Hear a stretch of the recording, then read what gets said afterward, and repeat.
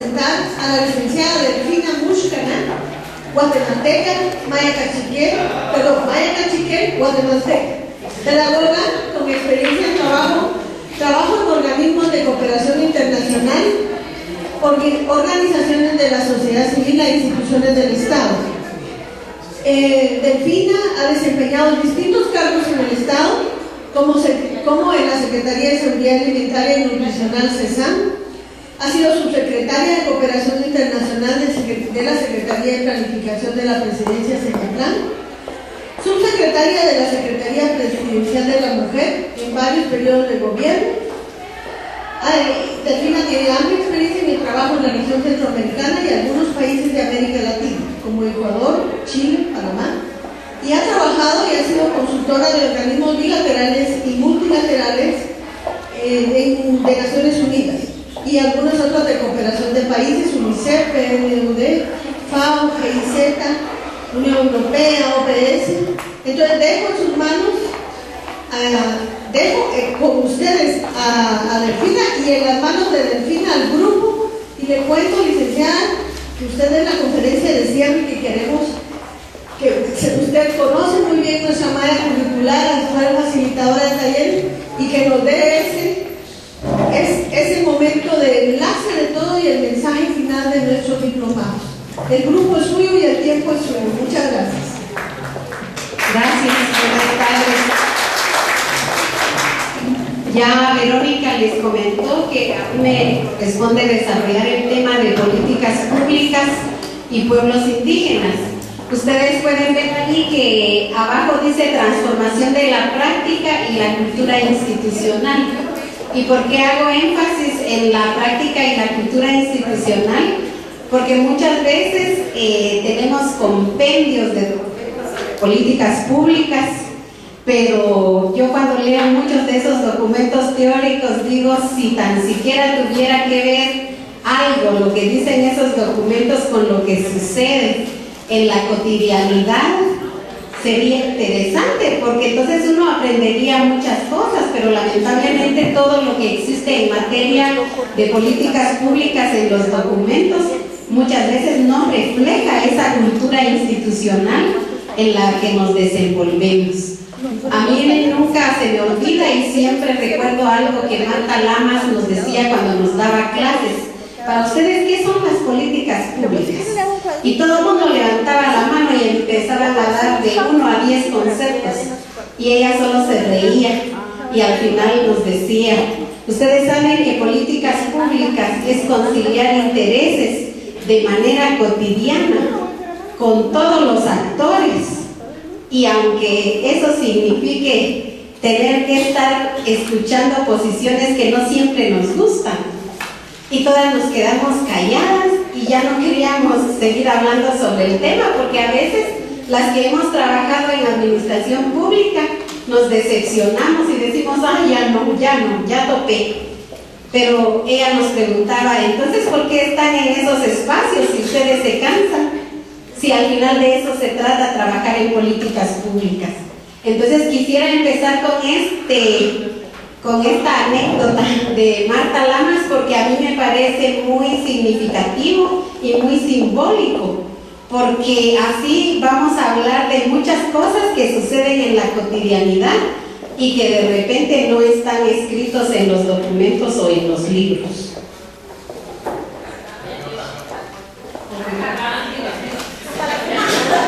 Ya vieron que la tecnología me rebasa.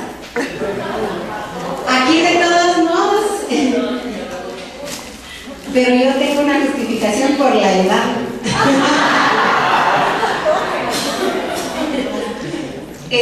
Aquí de todos modos yo incluí 2 definiciones de política pública, porque también sé que hay personas que si uno les da un concepto de política pública, no, tienen que tener un concepto de referencia para poder hacer la reflexión. El primero tiene que ver con una sección más estricta y ustedes lo pueden ver allá, que señala como el conjunto de principios, objetivos, incluyen el marco legal, el marco institucional, las estrategias, áreas y componentes, lineamientos para una acción o una intervención de los poderes públicos. A mí me gusta mucho también hacer referencia de que cuando hablemos de política pública tomemos muy en cuenta a los que hoy se les denomina tanques de pensamiento, porque a veces los dejamos fuera y no sabemos que son parte fundamental de esa trilogía que tiene que ver no solo con el diseño, con la implementación, con el monitoreo y la evaluación de las políticas públicas. Entonces no es casual que en nuestros países las universidades, las instituciones académicas anden por un lado investigando otros temas y las políticas públicas por otro lado. Entonces, a eso también quería sumarle lo del marco legal y marco institucional, porque también en Centroamérica se ha comprobado que nosotros tenemos muy buenos marcos legislativos y políticos, pero hasta ahí. No tenemos herramientas de gestión que nos permitan implementar todo lo que dice ese marco legal y ese marco político. El segundo concepto de definición plantea una cuestión más operativa, porque dice que si la política pública viene acompañado de un plan, entonces incluye instrumentos, indicadores, metas, acciones estratégicas que concretan los lineamientos generales de la política pública. Y esta es una acepción más amplia y es la que está de moda en muchos países, que todo el mundo ahora habla de que una política tiene que tener una línea de base, un sistema de monitoreo, pero todos sabemos que no lo tiene. Y que si tiene un sistema de monitoreo, resulta que tiene más de 100 indicadores, y esos indicadores no sabe uno si son de situación, de condición, si son de programa, de proyecto, y es un relajo. Las teorías nos dicen que solo debemos de tener un máximo de 5 indicadores claros, con fuentes estándares que nosotros podamos monitorear. No sé si hasta aquí está bien o alguien quiere hacer algún comentario, crítica, lamentación, sabotaje. En esta, como es el último, se vale de todo. En cuanto a los indicadores que dice usted, yo sigo con lo del pacto de gobierno, ¿verdad? Que son un montón de indicadores, pero los indicadores son repetitivos, ¿verdad? Entonces, sí, el Pacto Hambre Cero está elaborado en base a la política, ¿verdad?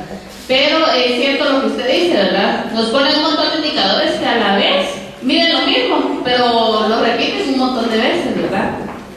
Entonces, en base a eso.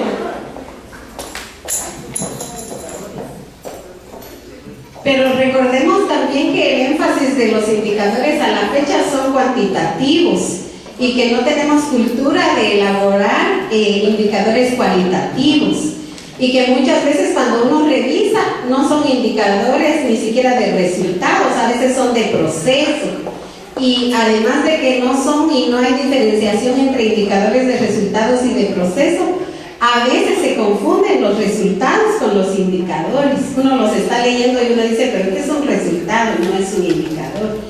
Entonces sí hace falta, yo no conozco cómo está planteado eso en el pacto, pero sí sería bueno hacer una revisión para ver qué tipo de indicadores y si son indicadores los que se están planteando. Porque recordemos que, como yo les señalaba en el caso de Guatemala, sí teníamos esa experiencia de que no tenemos sistemas de indicadores estandarizados.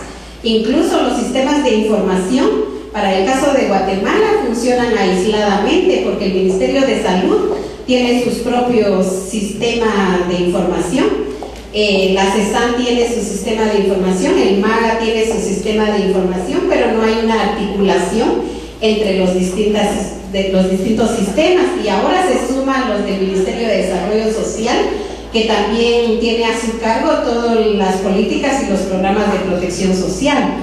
Entonces, eso es con relación al tema de los indicadores. Vamos a hablar más adelante de eso, pero ahorita, siguiendo lo de la definición y conceptos de política pública, quería hablar de algunos modelos con relación al abordaje de políticas públicas y también de las responsabilidades que hay de actores en estos modelos. Uno de ellos, por ejemplo, tiene que ver con que hay países en el que las políticas públicas están en manos únicamente del Estado. O sea, el Estado es el único responsable, como dice ahí, responsabilidad única del Estado.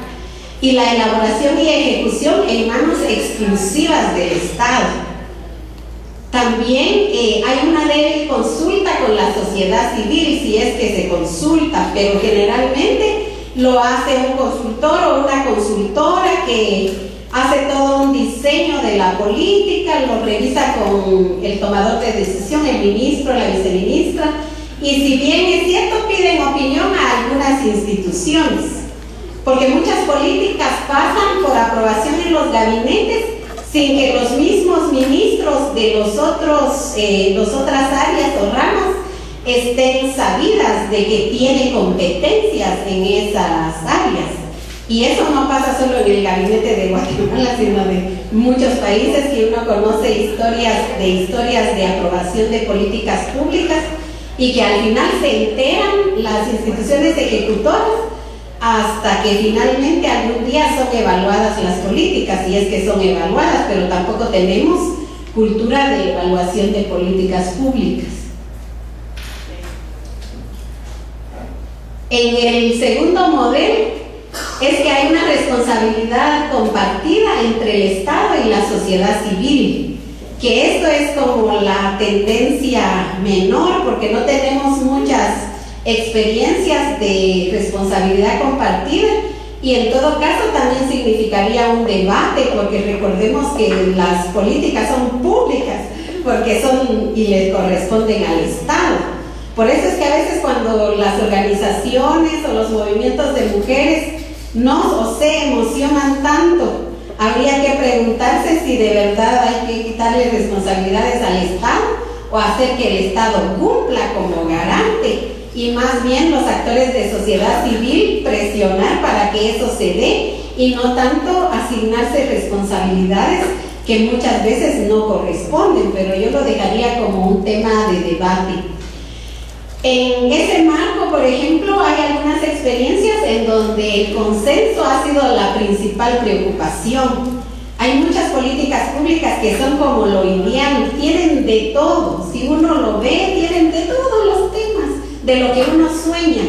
O sea, si uno hiciera un análisis, sería como del perfil del hombre ideal.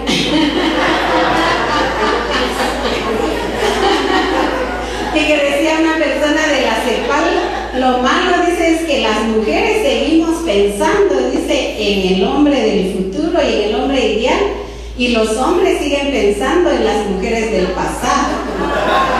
Entonces nunca nos encontramos.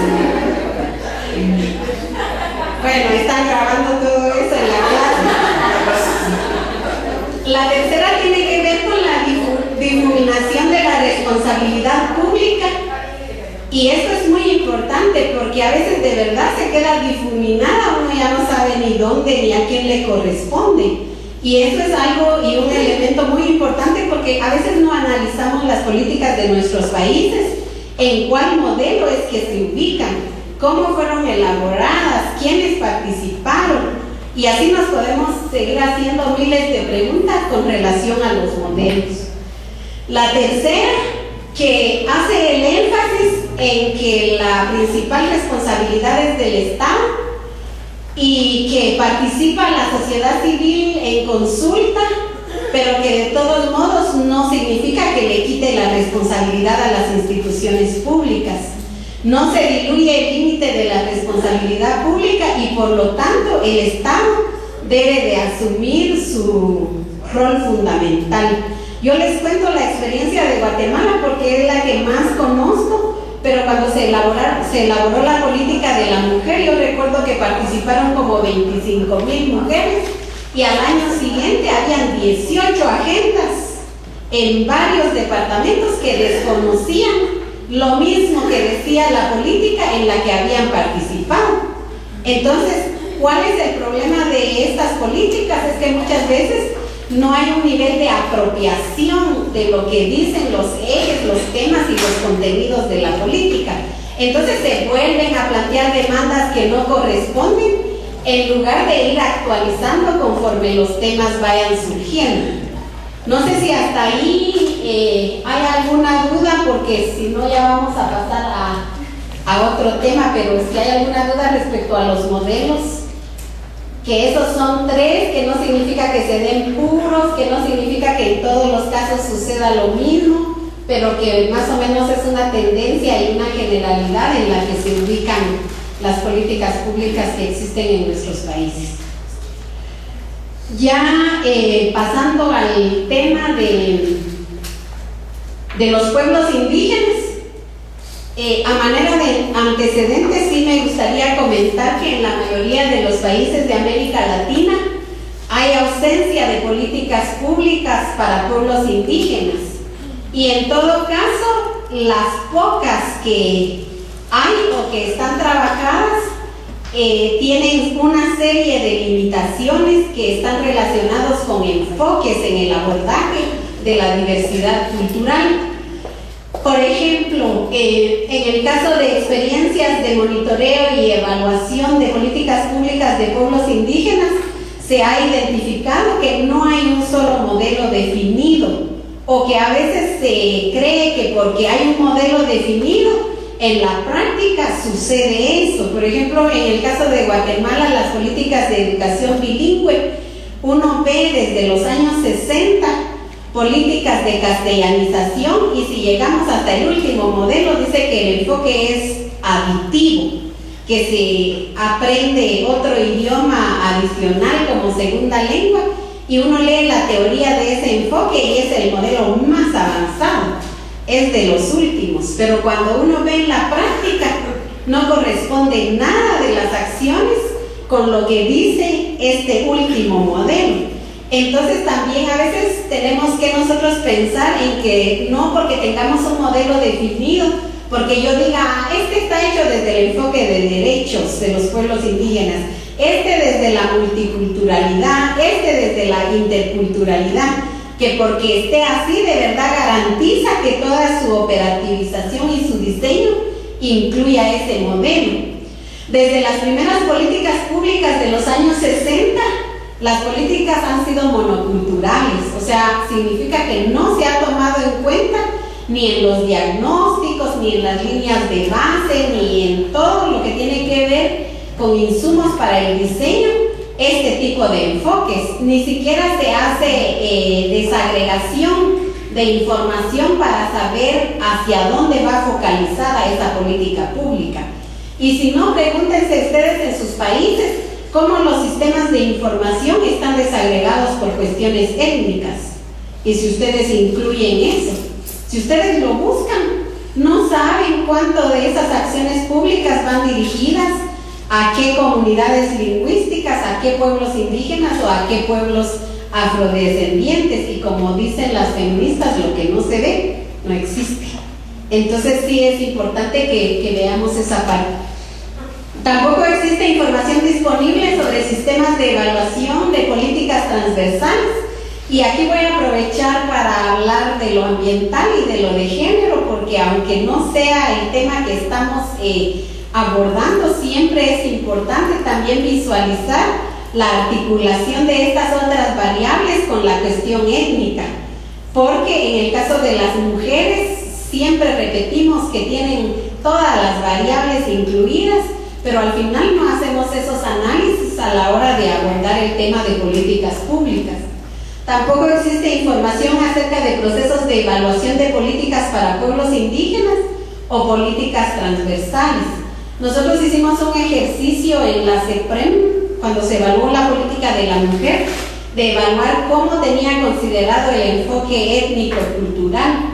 Y la política lo único que tenía es que en todo decía que iba a ser abordado tanto con mujeres indígenas y mujeres mestizas, pero no decía más allá, no tenía un enfoque definido, no tenía. Esa era la conclusión de la evaluación. O sea, buscamos, vimos y solo decía que iba a abordarse desde la diferenciación sociocultural y hacer la palabra que tiene la política, pero de ahí no tenía nada más. Es un ejemplo que les puedo poner, pero han habido otros ejemplos de evaluación en donde igualmente se ha evidenciado que regularmente no se aborda Las políticas vigentes, como ya lo señalábamos uno de estos días acá con un grupo en nuestros países, son de diferente naturaleza, temporalidad, estructura y muchas veces superpuestas. Uno puede ver las políticas de El Salvador, de Honduras, las de Nicaragua, las de Costa Rica, y uno dice, pero no tienen enfoques que porque sea el mismo, uno diga se parezca a esto. De verdad que uno agarra 44 políticas, por poner un ejemplo, y las 44 tienen diferente estructura, temporalidad, naturaleza. Lo que sí tienen en común es que cuando llegan al sistema de monitoreo, si mucho, le ponen un parrafito donde dice cómo va a ser el sistema de monitoreo, y uno se pregunta si la gente ya para esa parte ya estaba tan cansada que ya no se le ocurrió poner nada, porque en monitoreo y en evaluación las políticas no dicen prácticamente nada, solo dice generalidades, cuando sí se desarrolla todos los ejes, la matriz y todo, de manera a veces hasta exageradamente detallada. Y pasando a indicadores, yo creo que es bueno poner ejemplos de indicadores, porque en una política hablaba, por ejemplo, del tema de la autonomía de las mujeres, y cuando uno leía el indicador de autonomía, uno decía, pero eso en qué siglo, en qué vida se va a cumplir ese indicador. Entonces sí es bueno pensar en indicadores precisos, realistas, concretos, y no en lo que nos gustaría, porque yo creo que muchos soñamos o muchas soñamos y nos gustaría que las cosas fueran de otra manera, pero en la práctica no. En su mayoría también son sectoriales, y yo creo que no tiene nada de negativo que sean sectoriales. El problema es que se implementan así. Por ejemplo, si es la política de la mujer, hasta mencionan a la instancia rectora y dicen la política de tal institución. Si es la política, por ejemplo, de salud, es la política del Ministerio de Salud. Y lo tenemos que cambiar hasta en nuestro propio lenguaje, porque yo les digo, no del Ministerio de Salud, no, es la política de salud, donde todas las instituciones tenemos competencias. Y eso no es válido solo para el tema de políticas públicas, sino también para los proyectos de cooperación, porque a veces nosotras decimos sí, que la cooperación no se alinea, que la cooperación no cumple con lo que dice la Declaración de París, de ACRA, de todos los instrumentos internacionales, pero luego cuando nos preguntan a nosotros, ¿y usted en qué está trabajando? Uno dice, en el proyecto del PNUD. Yo les digo, es del PNUD, no es del país con apoyo del PNUD. Sí, bueno. Entonces nosotros también en el lenguaje tenemos que modificarlo, porque muchas veces nosotros ya estamos tan acostumbrados y que no nos damos cuenta de lo que decimos y de cómo validamos. Lo mismo nos pasa a los pueblos indígenas, porque muchas organizaciones o representantes de pueblos indígenas dicen, es que lo occidental. Y cuando dicen lo occidental, yo les digo, cuidado, porque lo occidental es una autoinvención de Occidente. Y Occidente se autoconceptualizó así. Todos los que no cabíamos en lo que ellos conceptualizaron, nos convertimos en los otros, con todas las características que implican los otros. Y cuando nosotros decimos, sí, es que lo occidental, yo les digo, revisen por qué dicen lo occidental y si no están validando cosas con lo occidental. O cuando dicen la ciencia y la técnica maya, yo les digo, ya hay una ciencia maya. La ciencia es la ciencia, esa gran ciencia, y a esa gran ciencia lo maya le ha dado aportes pero sustantivos, como el invento del cero, como las matemáticas, como todo lo que conocemos del aporte, y esa es la ciencia. Entonces yo creo que eso es importante, porque muchas veces nosotros aceptamos cosas de la subalternidad sin querer queriendo, y decimos, sí, y no analizamos el origen de los conceptos. El otro tema que tiene que ver con lo de lo macro y lo micro es que casi todas las políticas de América Latina, la mayoría, yo creo que algunos están mejor que nosotros, que los países de Centroamérica, pero tienen todo el nivel macro y el nivel micro, pero el nivel intermedio no lo tiene. Entonces uno lo busca y uno ve todo lo que dice la política, por ejemplo, de descentralización de algún país o de participación, tiene todo lo global y hasta lo específico. Es más, hay políticas que hasta llegan a actividades. Y uno dice, ¿qué hace esta actividad aquí? Si se supone que el concepto de política es de lineamientos, de orientaciones. Entonces, ¿por qué una actividad en una política cuando tendría que estar en un plan en todo caso, pero no en una política pública? Entonces, esta es una carencia que tienen las políticas públicas de que no desarrollan el nivel MES. También no existe articulación entre políticas sectoriales con las políticas transversales. Que las políticas transversales se quedan, ¿cómo se dice cuando se quedan a un lado, así como en la periferia? Sí, porque entonces toda la agenda gira alrededor de ciertos temas. Y yo siempre hago la broma de que cuando es transversal se vuelve invisible, porque se queda como un enunciado, pero ya no aparece en los objetivos, en las actividades, en los indicadores y menos en el presupuesto, porque hasta la cooperación a veces lo mete en imprevistos. Y uno dice, ¿cómo es imprevisto si usted tiene una política de género? Sí, pero es que fíjese que se nos olvidó y que no sé qué. Y entonces uno dice, bueno, ahí también qué relación hay entre que no tenga presupuesto, pero que tenga una política institucional para el abordaje de género o de pueblos indígenas. La armonización entre políticas transversales, todos nuestros países no tienen armonización de políticas. Si hubiera algún país de donde ustedes vienen que tengan ejercicio de armonización, me invitan, porque me gustaría ir a verlo, pero hasta la fecha no hay ningún país que tenga armonización de política. No sé si hasta aquí hay alguna pregunta, comentario. Ahorita le paso.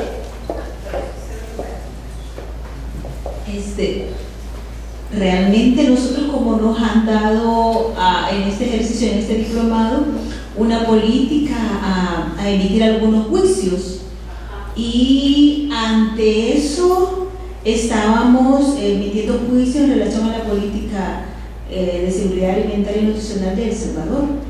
Entonces, hoy que usted dice, bueno, es que a veces las políticas no tienen que decirlo todo, sino que son líneas generales.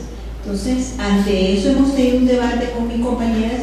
Yo soy de El Salvador, y entonces la política no dice todo, ¿verdad? Entonces ahí queda acertado que el plan operativo, el plan nacional lo va a decir. Entonces casi que nos está desarmando algunas cosas que hemos puesto ahí. Entonces hoy en la tarde realmente no sé cuál va a ser los evaluadores, porque hemos dicho, ¿por qué? Pero ¿sabe por qué? Porque nos han dado una política espejo en la que dice casi todo. Entonces ya nos arruinó la vida.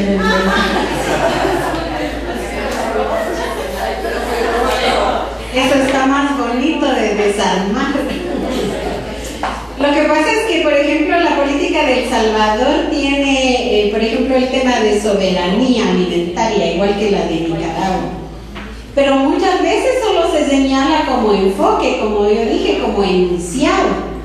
Pero luego en la misma política uno no mira nada de adopción en serio de ese enunciado.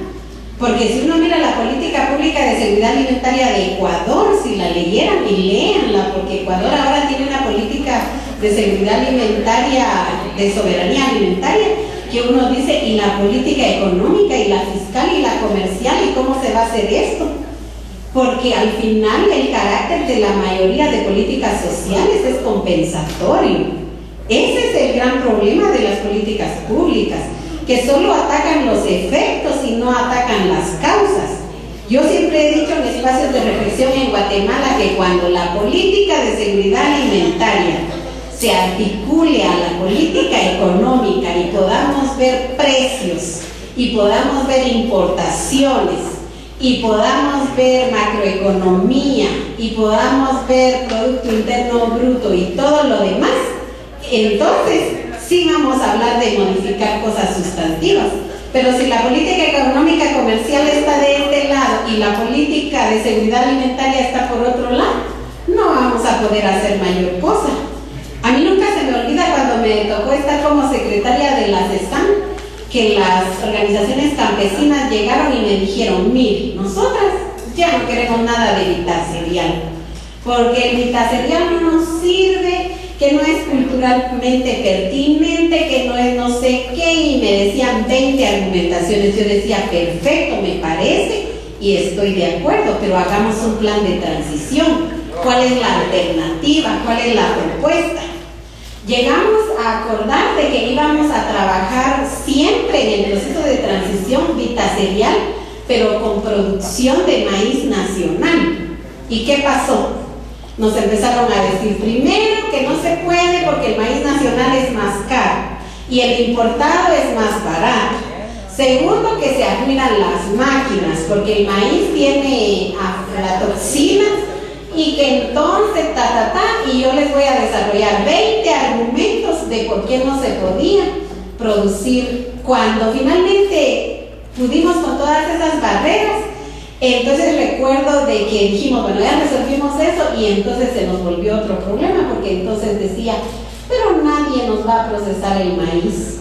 Y tuvimos que acudir a una empresa mexicana que es Maseca, porque a nivel nacional las empresas no se comprometieron a trabajar el vitacerial. Entonces uno dice, ahí es donde uno empieza a ver cómo opera la política pública. Y por eso el concepto de Marta Lamas de conciliación de intereses, porque en este proceso siempre van a haber actores diferenciados con sus propias agendas, ya sea visibles, ocultas o lo que sea, pero cada actor tiene su propio interés. No hay nadie que ande, hasta el que no dice nada contribuye con no decir nada, porque se queda callado y otorga. Y como otorga, entonces también es parte de. Y ahora que está Diego acá, por eso no es casual de que la legislación diga por acción, por omisión, y que no puede alegar ignorancia. Entonces yo creo que son elementos fundamentales que no lo podemos dejar de lado. Pero lo quería señalar por lo que estaba haciendo referencia a la compañera de la política de seguridad alimentaria de El Salvador, porque no se trata de que tenga todo en términos operativos, pero sí que tenga cuestiones básicas en términos de lo que se plantea. Porque si el enfoque es de derechos, por lo menos debe estar claro cuál es el enfoque, bien definido, y ver en la política cómo se va a abordar ese enfoque de derechos. Porque a veces llegamos a simplificar a tal nivel el enfoque de derechos que hasta mecánicamente ya sabemos qué vamos a encontrar en un documento que le va a decir a uno de que hay un garante y que hay un sujeto de derecho, de que hay participación y de que se usan mecanismos de justiciabilidad, de exigibilidad de derechos, pero uno dice, sí, pero eso está en la ley, están en los documentos, pero en términos operativos, ¿cómo? Por ejemplo, el Código de Guatemala, de El Salvador, de Honduras, de Nicaragua, de Guatemala, todos tienen temas de auditoría social, tienen cuestiones relacionadas a exigibilidad de derechos, tienen cuestiones de transparencia, tienen mecanismos establecidos, todos los países. A mí el año pasado con la FAO me tocó hacer una revisión de todas las políticas de Centroamérica, y yo decía, todo lo que tenemos y no usamos, porque están ahí, pero nadie utiliza esos mecanismos. ¿Y saben qué hay que hacer en estos países de donde nosotros venimos? Hay que activar esos mecanismos para que los mecanismos funcionen y para que sean efectivos. Y no falta que nos inventemos el agua azucarada, porque hay mecanismos que tienen ya hasta una guía de cómo activarlo, de normas y protocolos, códigos de conducta sobre los actores que participan. Pero como a nosotros nos gusta inventar todo de nuevo, empezamos a pensar otra vez. Sí, es cierto.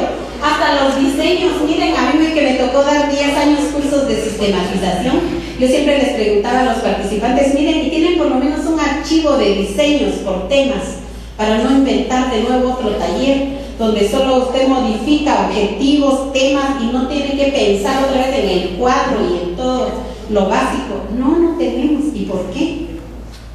O sea, el tema de la información en nuestras instituciones es bien seria, porque siempre empezamos de nuevo.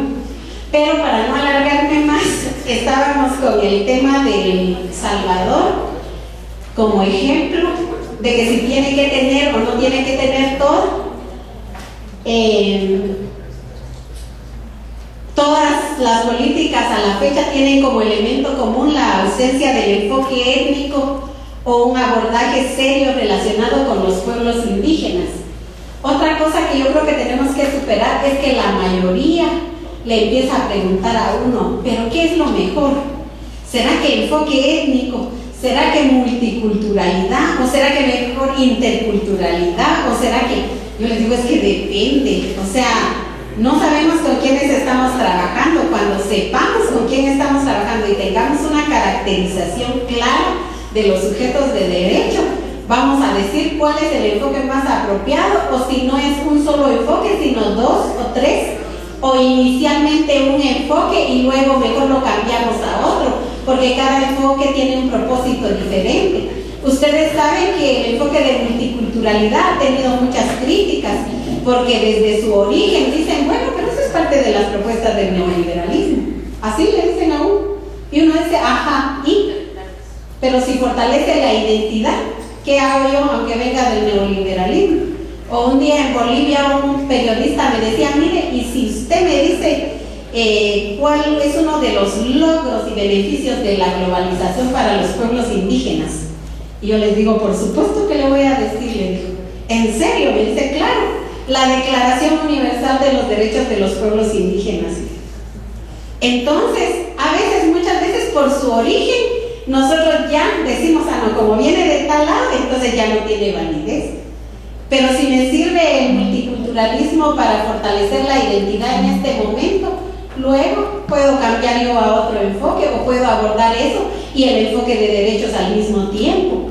Pero no lo tengo que ver de manera mecánica, que este sí, este no, así como que fuera una receta.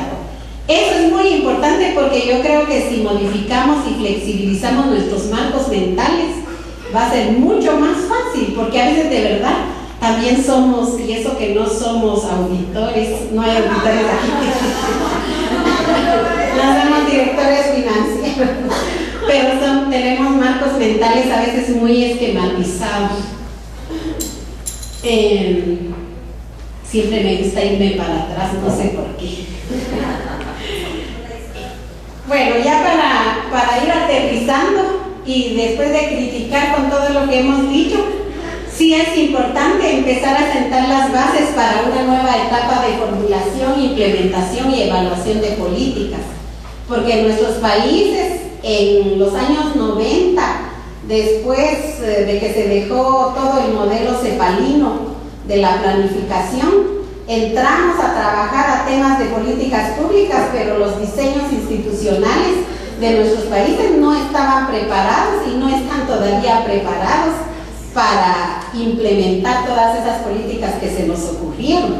Porque para implementar esas políticas tendríamos que tener otro tipo de sistemas de información, otro tipo de recurso humano formado, otro tipo de estructura presupuestaria, pero nosotros seguimos funcionando con todos esos instrumentos de años pasados. Yo soy una de las personas que no estoy de acuerdo con los discursos que dicen que es que a cada 4 años de gobierno se hace borrón y cuenta nueva. Eso no es cierto, porque muchas políticas públicas están bien incrustadas, hasta con candados constitucionales y hasta con un funcionariado que está acostumbrado a hacer más de lo mismo y nadie le cambia la mentalidad. Las direcciones técnicas de presupuesto son un ejemplo de eso. Si uno va con la DTP, le dicen a uno, fíjese que eso no se puede. ¿Pero por qué no se puede? Denme un argumento por qué no se puede. Porque eso implica más trabajo. Ah, ¿y porque implica más trabajo no se puede? Sí, porque yo solo puedo trabajar de 8 a 5 y después de esa hora yo no puedo. Y si tiene 20 años de estar ahí y 20 años de hacer lo mismo y nadie lo saca. Por eso es que cuando se habla de la ley de servicio civil también como que a muchos no les gusta, porque eso significa que la función pública se tenga que estar evaluando y viendo si realmente está bien lo que se está trabajando y se está haciendo. Es importante transitar de políticas públicas monoculturales a políticas multi e interculturales y transitar de un estado monocultural a un estado plural. Y yo en esto me quiero detener porque también a veces nosotros creemos que abordar pueblos indígenas solo es reducirlo a cosas operativas, simbólicas, cosméticas, y a que nos vean de que estamos en lo correctamente, como se dice, políticamente correcto. Pero resulta que significa hablar de la naturaleza del Estado y de eso que siempre se ha dicho, de la diferencia entre el Estado y la nación, un Estado y otra nación. Entonces, ¿qué relación hay entre ese Estado y esa nación? Crear condiciones para la modernización, reforma y transformación del Estado. Otros hablan de refundación del Estado. La revisión y el fortalecimiento del sistema estadístico nacional, el sistema de planificación del Estado, el presupuesto, la formación de recursos humanos y la modificación de reglamentos. Si nosotros vamos con el sistema estadístico nacional, solo con eso, en Guatemala no sabemos cuántos pueblos indígenas somos. No hay un número. Depende quién le dice. Uno tiene un dato, si se lo está diciendo el INE, si se lo está diciendo el Informe de Desarrollo Humano, pero si usted quiere saber un dato exacto, ninguno de esos tres es el acertado, solo que uno es oficial y el otro es no oficial. Y si decimos que esa es la base para la formulación de política pública, entonces ya todo el resto de la cadena, entonces ya tiene un error de diseño. ¿Cómo? Porque muchas veces nos quedamos en el qué, pero no aterrizamos en el cómo. Aportando elementos para el proceso de modernización y reforma política del Estado, al propósito de gobernar por políticas públicas, formando recursos en esta materia para mejorar los procesos de diseño, aprobación, armonización e implementación de políticas públicas, porque si uno pregunta cuántos de los funcionarios y funcionarias, ahí no se va a oír bien, públicas, han recibido cursos relacionados con estos enfoques, yo creo que es muy mínimo el número de personas que están especializadas en estos enfoques y temas, develando la precariedad institucional en el que se implementan actualmente las políticas, porque a veces sabemos que hay problemas, pero nunca los sistematizamos ni decimos esto es lo que no funciona.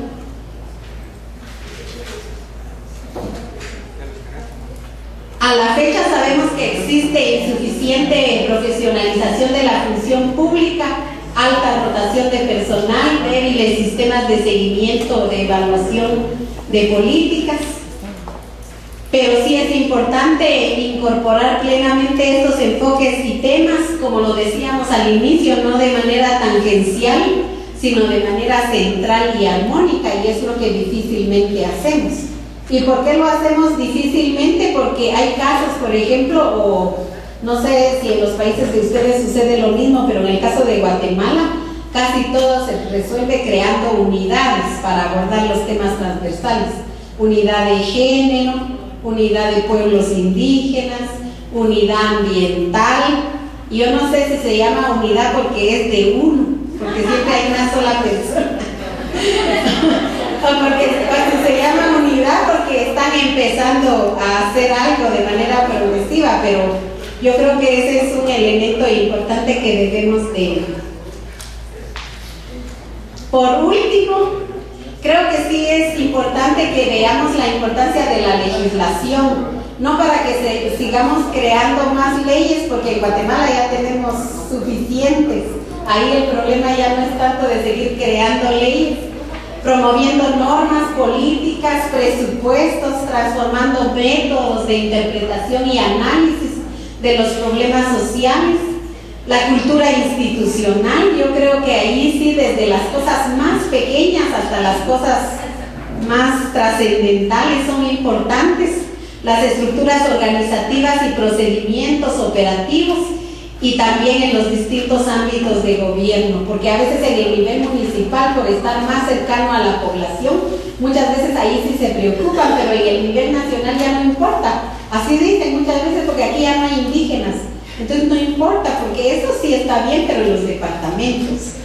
Entonces es un tema que también es importante abordarlo. Y en lo operativo relacionado al tema de seguridad alimentaria, Yo pongo aquí que la armonización de políticas de seguridad alimentaria y nutricional con pueblos indígenas, con las políticas relacionadas a los pueblos indígenas y a las políticas de derechos humanos, sí es fundamental porque muchas veces no lo hacemos.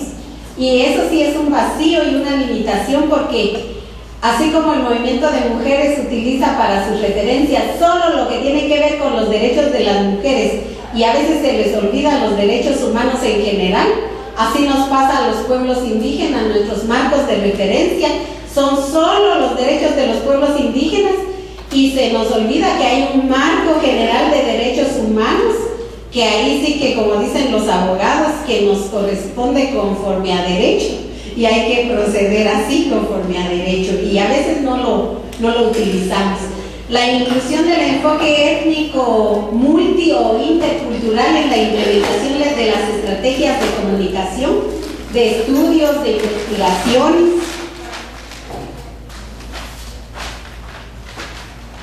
Ya no pasa, se quedó otra.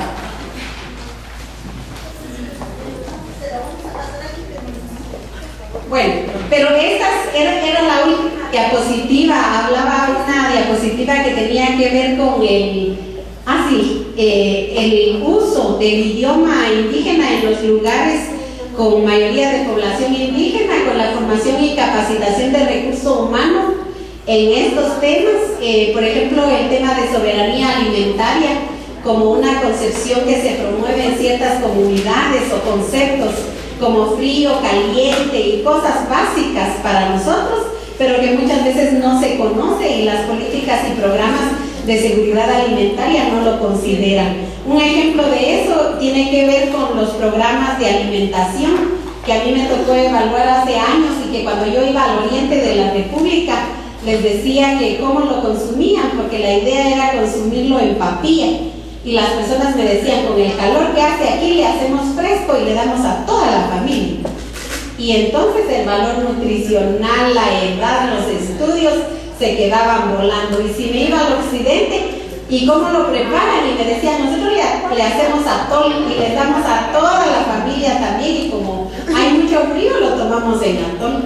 Y uno dice, pero aquí algo básico, antes de la implementación de un programa alimentario, es un estudio de la pertinencia cultural, el enfoque, la cultura alimentaria, los sistemas, para ver si se lo van a consumir o no. Pero luego, como buenos técnicos, criticamos y decimos, es que las comunidades indígenas no quieren nada, no saben. Si uno le da letrina, lo usan como mesa. Si uno le da no sé qué, lo dejan tirado por ahí. Entonces nos echan la culpa a todas las comunidades indígenas, pero nunca dicen, es que no hice un estudio previo, es que no hice un diagnóstico más fino, etcétera, etcétera. Entonces lo dejo hasta acá para que ustedes puedan hacer preguntas, comentarios, críticas, lamentaciones, sabotajes.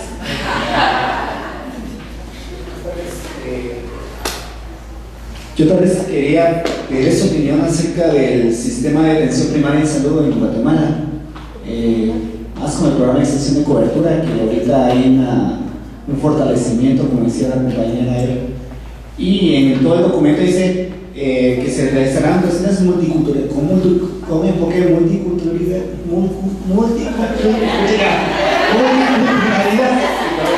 perdón, ¿cierto? Pues entonces, en el documento aparece varias veces esa palabra, pero no dice cómo. Y después uno viendo la operatividad del sistema nuevo, que es lo mismo, solo que pusieron más personal, que contrataron una enfermera auxiliar por cada 10.000, 4 enfermeras auxiliares por cada 10.000 habitantes, ¿verdad? Pero no se encuentra por dónde, ¿verdad? No hay una integración real hacia la cultura de las comunidades. Pero en contraposición hay un modelo incluyente de salud que está, creo que en cuatro departamentos y en algunos municipios, que a ese sí nadie dice nada, ahí no tiene nadie escondido o oculto. Platiqué con el secretario, si lo conocían, no lo conozco, y ¿por qué no lo dan a conocer? Porque tienen oculto, ¿verdad? Entonces, ¿cuál es su opinión a eso? Yo creo que tenemos muchas limitaciones en el sistema de salud, porque todos sabemos que desde hace años se viene desarrollando un proceso de reforma también del sector salud. Yo recuerdo que en algún momento se hizo una agenda nacional sobre el sector salud para ver cómo se articulaba el sistema de referencia, contrarreferencia y todos los niveles, y todo el diseño estaba perfecto y es bonito. El problema es con qué dinero se operativiza todo eso. Y ahí volvemos a caer al tema del presupuesto y al tema tributario y a todos los demás temas. Porque si nosotros hacemos un análisis de cómo está distribuido el presupuesto, ya están definidos constitucionalmente la repartición del pastel.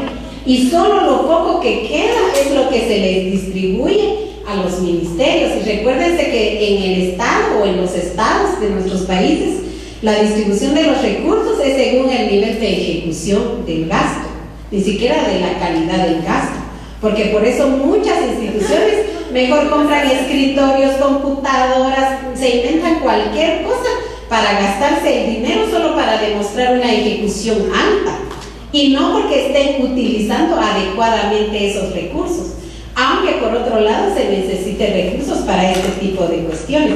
¿Por qué muchas veces no se visibilizan estas acciones que se desarrollan?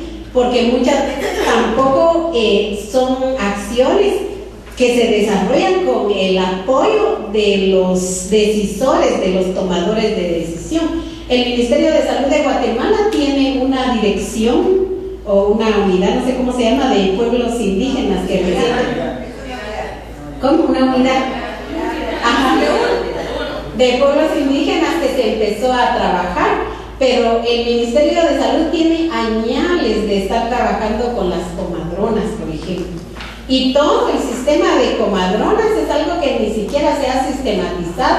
Yo recuerdo que para la elaboración de la línea de base de mortalidad materna hubo una discusión fuerte en el tema de una demora que Guatemala planteó, y la demora tenía que ver con la toma de decisiones.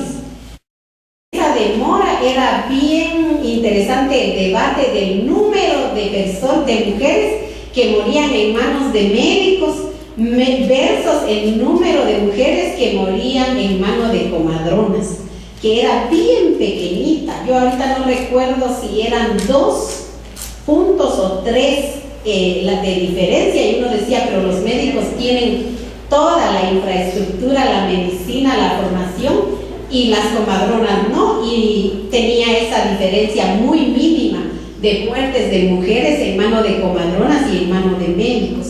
Entonces mi opinión sobre eso es lo que en alguna diapositiva ya dice, que el abordaje de pueblos indígenas en las políticas públicas sí debe de hacerse de manera seria y de manera sistemática y responsable. ¿Y por qué no pongo allí si es multi, si es inter o si es enfoque étnico? Porque yo misma dije al inicio que va a depender, porque no con todos puedo trabajar yo interculturalidad. Puede ser que yo empiece a trabajar interculturalidad con 2 actores que estén completamente en desventaja. ¿Y de qué interculturalidad voy a hablar yo? Si hay una desventaja y una relación de poder y de otro tipo de variables. Entonces yo ahí no debería de trabajar eso, sino que abordar un enfoque que fortalezca, o como se dice en el tema de justicia y de equidad, que le dé herramientas a otro de los actores para poder interlocutar de igual manera con su contraparte. Entonces por eso es que yo no estoy sugiriendo un enfoque en particular. En Guatemala, por ejemplo, en muchos espacios, hasta hoy hablamos de multiculturalidad, cuando ese enfoque ya pasó hace 20 años. Y hay grupos que hasta ahorita están diciendo, miren, ¿y qué es la multi? Es que nunca hemos oído eso. No, pero ese enfoque ya valió hace 20 años. Pero es que nosotros no sabemos. Bueno, es que la multi es, y a empezar de nuevo. O muchos piensan que la interculturalidad es al final solo un modelo y no lo ven como una propuesta política de relacionamiento entre pueblos, de convivencia, de abordaje de diversidad cultural. O sea, cada tema en sí mismo, yo no sé, yo tenía entendido que antes de Diego no sé si ayer o antier Álvaro iba a abordar el tema de los enfoques. Entonces yo también por eso no estoy abordando un enfoque en particular, porque lo consideraba un paso más para atrás. Sí, lo hizo ayer, licenciada. Ya. Ayer estuvo con usted. Otra pregunta, comentario.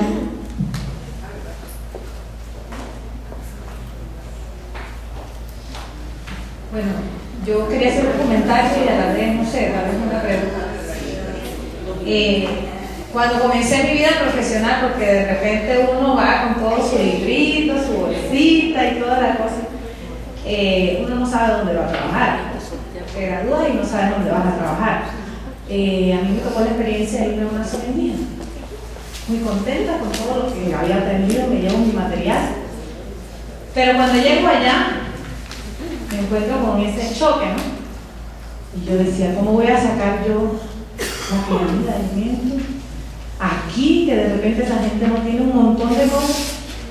Entonces dejé un poco el rol de nutricionista y me ubiqué como en la parte más de ser uno más ahí con ellos. Convivir con ellos, sacarles qué hacían para hacer lo que hablaba hace un rato de cómo te comes la tortilla. En el caso de Panamá, por ejemplo, había en esta cultura platos muy distintos, de hecho, a los que yo viví en el país. Y bueno, ahí comencé a analizar un poquito de que creo que a nivel de la formación de este nivel técnico de expertos, profesionales de diferentes ramos, deben darle un poquito más de ese enfoque, de que tenemos que ubicarnos más en la realidad, que no lo sabemos definitivamente todo, y que cuando llegamos a estas áreas era distinto, porque después me tocó otra área indígena. Primero con los cunas. No, primero con los Emberá, los NAN del área de Darién, y luego con los Nove Buglé, también con áreas campesinas. No he trabajado con cunas, pero ya sé bastante de los cunas, así que ya yo me estoy como ubicando qué haría, ¿no? Pero sí es cierto, tienes que vivir con ellos, tienes que ver cómo cocinan, tienes que ver que de repente qué usan. O sea, esa parte no es fácil, porque ellos te llevan un montón de cosas que quieres hacer, pero tienes que ajustarlas a lo que ellos hacen, preguntarles cómo lo hacen. Entonces el trabajo de nutrición es diverso, por lo menos pienso yo en mi caso, y que al final esto deberíamos de que considerar en la formación, porque los expertos al final, a futuro, hablando de las generaciones jóvenes, van a ser estos ejecutores, formuladores de política, y si desde esa base ubicarlos a ese nivel, yo creo que vamos a pasar muchos más años en esto, ¿no? Es mi opinión, y a la vez creo que esto ha sido de mucho provecho para mí.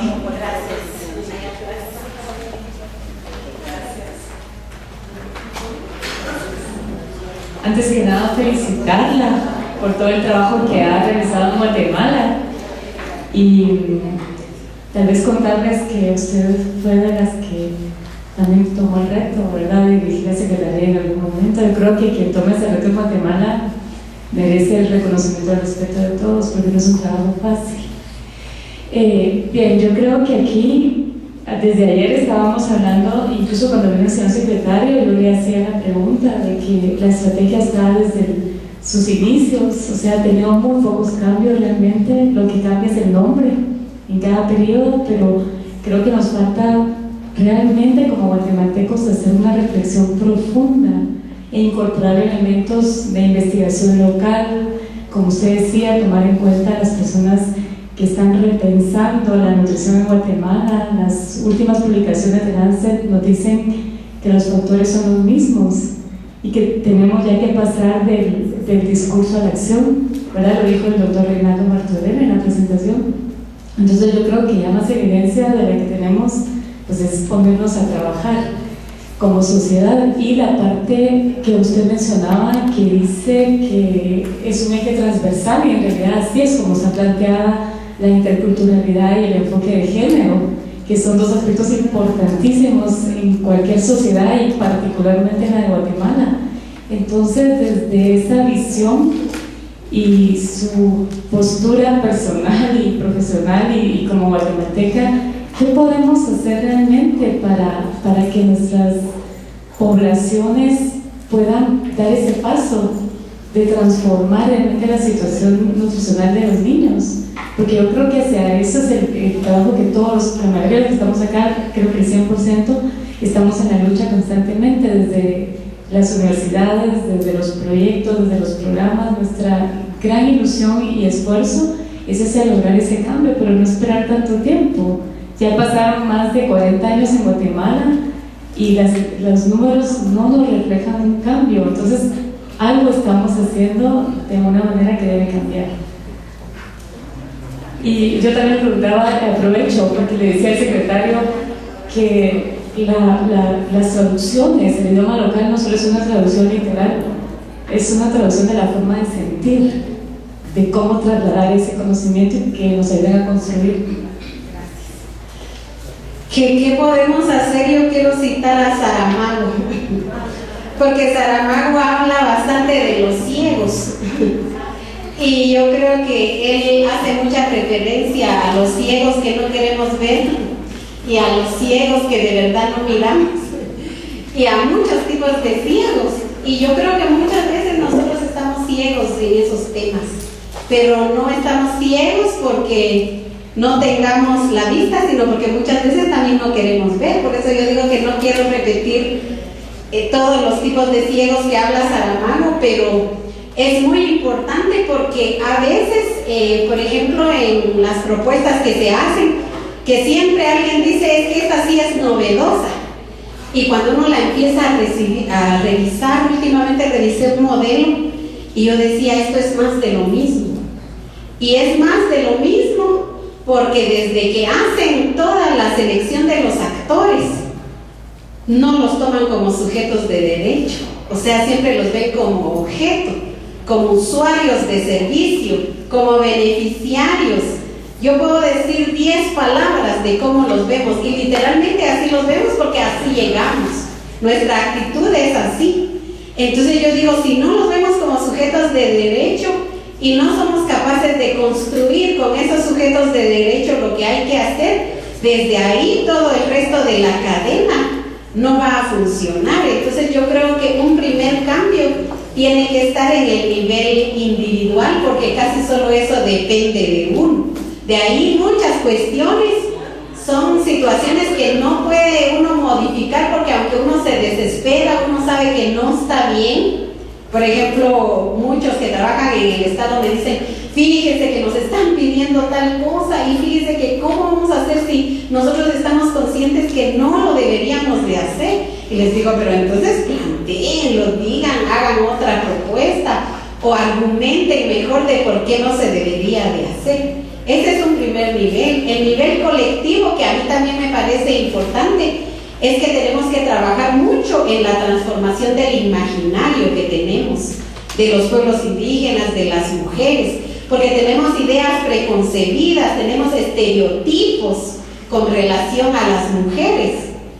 Yo siempre cuento, y no me canso de contar la historia porque tiene que ver con la CESAM, que como el primer secretario era Andrés Botrán y a mí me tocó ir a relevarlo.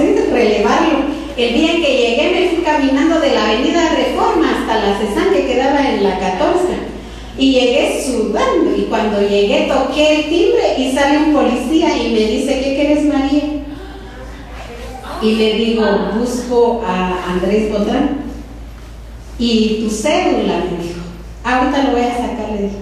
Agarro la bolsa y le doy, aquí está mi cédula. Y en eso me mira Andrés desde el fondo, me hace así. Y yo le hago así. Me dice, y yo otra vez así. Y se vino caminando. Y me dice, ¿qué pasó? Nada, le digo, solo le estoy dando mi cédula al policía porque él me está pidiendo. Y se voltea a ver al policía y le dice, ¿usted sabe quién es ella? No, le dice, no sabe. Ella me viene a sustituir en este momento. Ahorita regresó de tomar posesión y ahorita va a ser su jefa. Y el policía. Y le dijo, devolverle su cédula. Y me devolvió mi cédula. Entonces yo me empecé a reír, entramos, nos pusimos a platicar. Y al día siguiente, yo le digo a Flor, se llamaba la señorita, Flor se llamaba la asistente, le decía a Flor, y el policía no vino. A la semana siguiente, Flor, y el policía no vino. Me dijo, ¿y por qué? Me dijo, pues no sé, me dijo, pero no vino. Como en 15 días yo estuve preguntando por el policía y ya nunca se apareció. Y yo decía, o sea, yo claro que no le dije nada porque yo tengo sistematizadas miles de experiencias de ese tipo y lo proceso de otra manera. Y tampoco me iba a pelear con el policía que es producto de un sistema. Y yo digo, ¿y qué voy a ganar peleándome con el policía?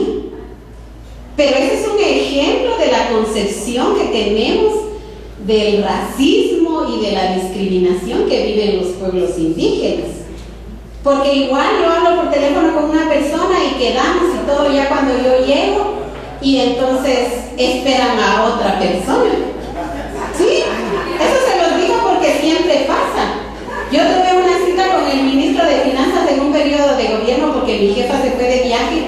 Llegué y salió la secretaria a verme del despacho y entraba y me volvía a ver. A los 20 minutos me dijo, ¿usted viene con alguien?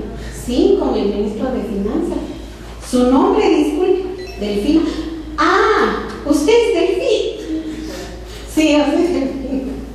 Entonces les digo porque de verdad son experiencias que le pasan a uno de manera cotidiana. Pero si eso me pasa a mí, que por lo menos tuve cierto acceso a la educación, ¿quién no le pasa a las mujeres de las comunidades? Hasta la forma en cómo se les trata cuando las personas llegan. Nosotros íbamos mucho en la época de la CESAN cuando los medios presionaban mucho por el tema de temas de desnutrición. Y yo misma acompañando a los de la CESAN, y cuando yo llegaba miraba la relación de ellos con las comunidades, de cómo los trataban, y yo decía, ¿y cómo tratarán cuando vienen solos? Sí, de verdad. O sea, como si uno está viendo y cómo tratan a las personas cuando ellos vienen solos. Entonces se los cuento porque me pregunta la compañera de qué cosas podríamos hacer. Yo diría que mucho. Cambiar nuestros esquemas mentales, cambiar ese imaginario que tenemos, acercarnos nosotros también, porque los indígenas siempre decimos, nosotros aprendimos el idioma español. ¿Y por qué alguien que trabaja en una comunidad indígena 20 años no ha sido capaz de aprender el idioma del lugar si ha estado 20 años ahí? Y va a ser tan culto como aprender francés, inglés, italiano. Porque igual, si algún indígena se pone, o si un europeo se pone algo típico, le dicen que culto. Pero si un indígena se pone algo que no sea de la cultura indígena, rápido le dicen alienado. De verdad, en serio. Por eso se los digo, porque yo creo que tenemos mucho que reflexionar. Gracias, Delfín. Pues en este tema de los pueblos indígenas, la situación de la seguridad alimentaria nutricional, pues ya sabemos que podemos platicar la semana entera. Pero mi pregunta es, usted que conoce el sistema y que lo trabajó, en este momento, porque de este momento tenemos y esta oportunidad tenemos, con todas las deficiencias y todas las críticas que podamos hacerle al plan Hambre Cero, es la oportunidad. ¿En dónde está haciendo presencia el pueblo indígena dentro del Sinazán? Porque no los veo, quizás yo soy, como estábamos hablando hace un momentito, soy yo la que no se ha puesto bien los anteojos, pero no los veo actuando. Y la famosa ventana de los 1000 días, que no es más que el trabajo cotidiano del Ministerio de Salud de toda la vida, en este momento también es una oportunidad. Acaban de descubrir lo que muchos sabemos, que, gran descubrimiento, la consejería no es capaz de apoyar la lactancia materna porque la consejería, nuestras mujeres, especialmente las que no hablan castellano, no la toman. Qué gran descubrimiento, ¿verdad? Pero como lo hizo una agencia de Naciones Unidas y aplicó una estrategia X y todo lo demás, pues ahora se le está poniendo mucha atención, que la consejería es inefectiva. El tema de las comadronas es otra situación muy especial, porque el sistema de salud oficial las sigue viendo como parteras. No terminamos de entender que la comadrona en la comunidad es parte hasta de una jerarquía religiosa. No se le reconoce, no se le respeta y no se le da su lugar. Hay mucho resentimiento de las comadronas al trato que reciben. Entonces yo creo que esta ventana de los 1000 días es la oportunidad de que la voz de los pueblos indígenas en este momento, en esos temas concretos, sea emitida y que de alguna manera tengamos la oportunidad de oír. En los ejes transversales donde se pierde el tema, tenemos multiculturalidad, se dice el plan, pero lo que es la CESAC no sabe qué hacer con el tema. Y en el tema de género, bueno, pues de alguna manera se está intentando ver que el liderazgo lo tome a quien le corresponde, que es la CEPREM. Vamos a ver si se puede. Y solo como una noticia que pudiera ser alentadora, ya hay un plan con dinero asignado y todo lo demás para declarar en estos 2 años que quedan de gobierno al famoso municipio piloto, San Juan Atitán, libre del analfabetismo. Bueno, algo avanzaremos. Allá con la compañera cerramos y ya yo le contesto. Trabajar en todo el país, gracias a Dios, ¿verdad? Me ha dado la oportunidad de conocer casi toda Guatemala. Y algo importante que decía la doctora, que las comadronas tienen cierto respeto, no, tienen mucho respeto, ¿verdad? Y que va todo también enfocado en Nahual. Yo hablaba con un líder indígena y me decía, y buscó, ¿verdad? Entonces me dice, vos sos no, me decía, ¿verdad? Entonces, vos no escogiste tu carrera. Tu Nahual te destina a tu misión y tu misión es trabajar aquí, me decía. Entonces yo me quedé como bien emocionada, ¿verdad? Porque aunque a uno le hablan de todo el calendario chino, que el horóscopo, que no sé qué, que no sé cuánto, o sea, el hecho de trabajar con mi país y estar comprometida, para ellos también es importante, ¿verdad? Y entonces, aunque yo venía de afuera, me decía, vos no escogiste tu carrera, tu Nahual te guía y dice cuál es tu misión en este mundo, ¿verdad? Entonces sí, yo creo que es solo ver las señales, ¿verdad? De cada uno de nosotros, porque todos tenemos una misión que cumplir y no estamos alejados, o sea, cada vez digo, estoy en donde tengo que estar, ¿verdad? Bueno, voy a cerrar con los siguientes mensajes. El primero es que ya dijimos que hay políticas y hay leyes, pero que no hay herramientas de gestión y que tenemos que trabajar mucho en operativizar, en activar mecanismos y en hacer lo que esté a nuestro alcance. El segundo tema tiene que ver con que operativicemos todo lo que está en esa legislación, porque Guatemala tiene 65 decretos relacionados con pueblos indígenas y no les digo el número de acuerdos gubernativos. La ley de idiomas que hay en Guatemala dice que hay que hablar el idioma en todos los servicios públicos y en todos los departamentos y comunidades lingüísticas donde esté uno trabajando. Entonces no es que nos tenemos que inventar el agua azucarada, es que la legislación ya lo contempla. En el caso de lo que hablaba la compañera de Panamá con los CUNAS, los ENDERA, igual, o sea, en todos los países de Centroamérica hay sistemas alimentarios que han funcionado milenariamente, pero que no los vemos. A mí me tocó trabajar en Costa Rica con comunidades indígenas con una evaluación que hice del DIF en Costa Rica y Ecuador. Y yo recuerdo que cuando yo llegué pasé a la casa de unas amigas y entonces me decían, pero ¿y en serio vas a ir a esas comunidades? Pero allá no hay tantos indígenas. Les digo, sí. cuando regresé les di unidad y le enseñaba y ellas se reían.